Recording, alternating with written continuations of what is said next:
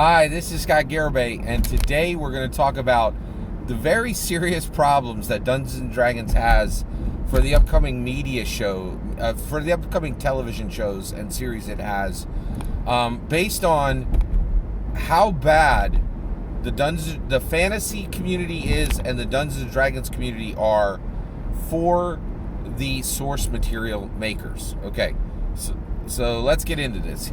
There's a huge problem that the Dungeons & Dragons television series has that I don't think anybody realizes that we really need to talk about, and it's the business model, okay?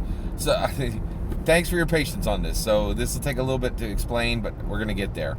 All right, so there's some Dungeons & Dragons series that are starting up, and people are like, oh, this is going to be good. I'm so excited, Dungeons & Dragons series. Right? Don't get excited. There's a real high probability these are going to fail. And the reason why is not because Hollywood's going to fail you, not because Wizards of the Coast is going to fail you, not because Hasbro is going to fail you, because you are failing Hasbro games, you are failing Wizards of the Coast, you are failing the fantasy genre. Let's get into it. And when I say you, I mean the macro level fantasy fans and the macro level D&D fans. I mean 51% of you. All right? So let's go. All right. So here's the issue. I just watched a television show. I watched all of it from start to finish, called Firefly Lane. It is, it's a story for Jane Austen fans, okay? So if you like Jane Austen, you're gonna like Firefly Lane, right? And if you like Die Hard, you are not gonna like Firefly Lane, okay? So if you're a Die Hard fan, you won't like Firefly Lane. If you're a Jane Austen fan, you're gonna love Firefly Lane, okay? It's the story of two ladies who are friends, and it's the story of their friendship over a lifetime. Now, why did I end up watching this? Because I'm not really a Jane Austen fan. Well, there's somebody who I care about a lot in my life who is a Jane Austen fan, and I said, hey, you want to watch this together? And that person said, sure. And so we watched 3 episodes together, and the Jane Austen fan was like, nah, I don't actually like this, right? Now, I just said that Jane Austen fans would like this. There was a different reason that the Jane Austen fan bounced out of this, wasn't compelled, right?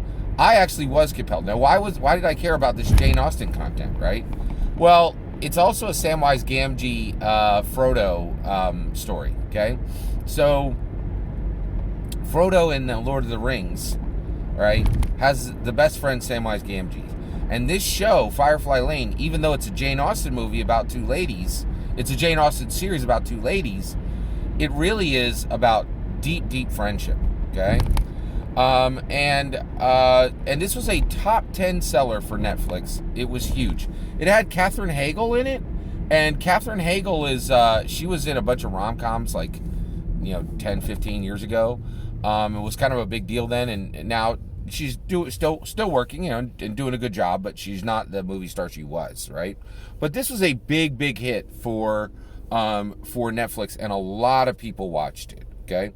Now, why is Firefly Lane a problem for the Dungeons & Dragons community, a problem for Wizards of the Coast, a problem for Hasbro Games, a problem for the fantasy genre community, right? Here's why. Firefly Lane had issues, right? But it was a top 10 seller on Netflix, and it is going to be, the odds that there's going to be a season 2 are high, and in addition to that, right, I will bet you that Netflix was very excited about Firefly Lane. You know why? It was cheap, okay? Not only was it cheap to make, it was cheap to make for 2 reasons, right? Not only was it cheap to make, but I think it may have made a profit before it ever aired, okay? So think about Firefly Lane, okay? It's a bog standard friendship movie in modern times, okay? And nothing special. So first of all, what advantages does it have over a Dungeons & Dragons show? First of all, okay, no special effects. There were no special effects in this thing. Maybe there's 1 or 2 shots, right? But there's no question of, oh, I need to put a dragon on the screen. Oh, I need to put a minotaur on the screen. Oh, I need to put a centaur on the screen. Oh, I need to put a 3-foot goblin on the screen, right? Oh, I need this magical ring to glow, right? None of that, right? This story made sense without any CGI. CGI is very expensive. Every time CGI is on screen, the cost of your show goes up, okay? Significantly, right?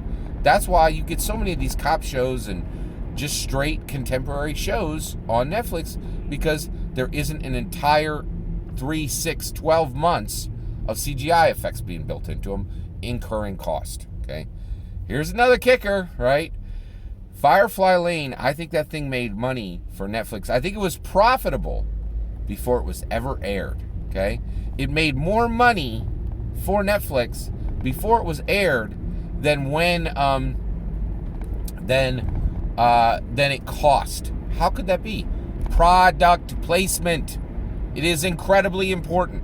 Okay, so every soda that was shown in it, every vehicle that was shown in it, every scrap of clothing that was shown in it, every bicycle that was shown in it, every product that was shown in it, they got money for putting it on the screen. Okay, let's talk about your Dungeons and Dragons show that's coming up, right?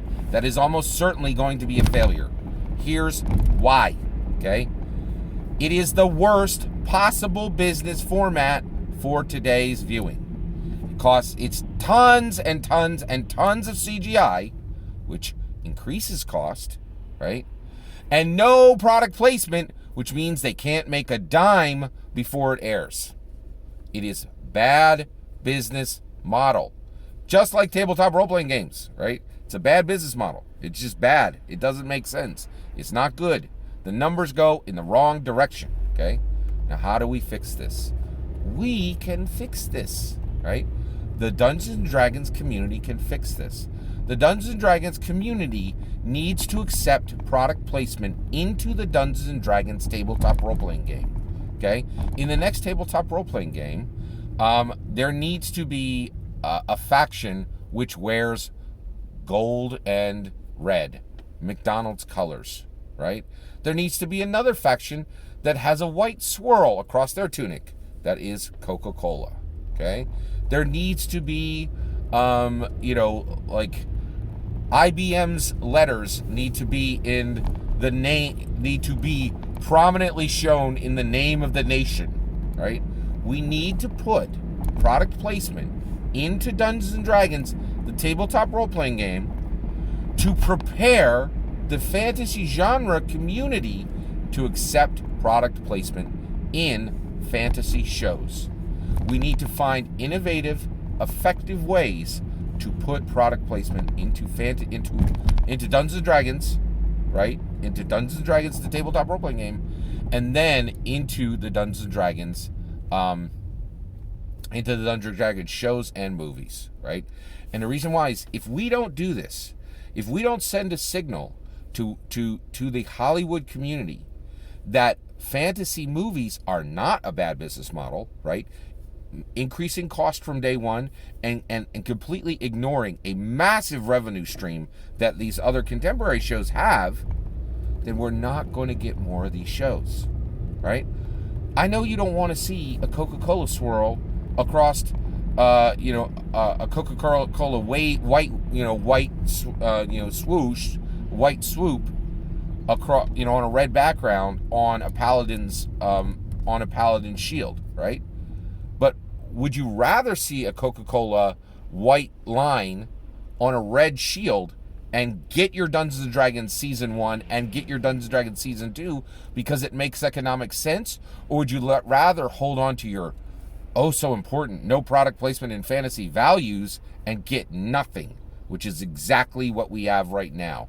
What is the best fantasy live action series on television today, right now?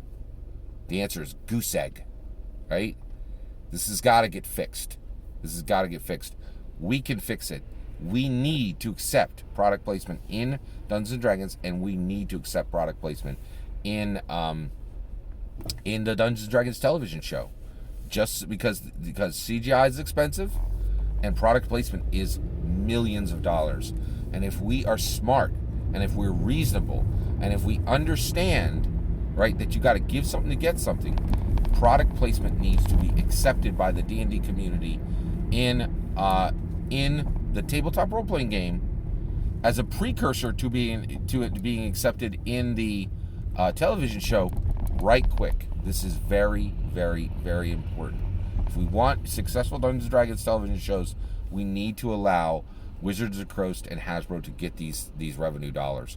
That's my opinion. I'm willing to hear yours. Let me know in the comments below. Please consider liking and subscribing, and have a wonderful millennium.